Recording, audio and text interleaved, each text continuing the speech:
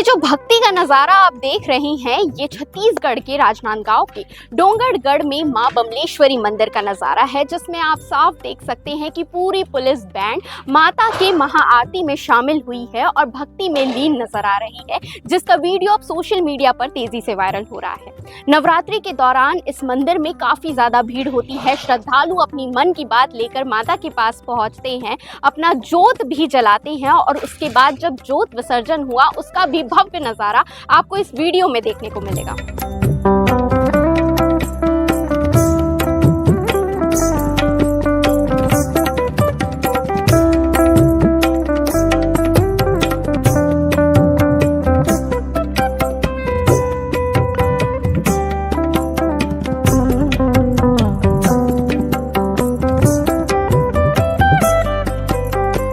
भक्ति के इस नज़ारे को देखने के बाद आप भी एक बार जय माता दी कह दीजिए।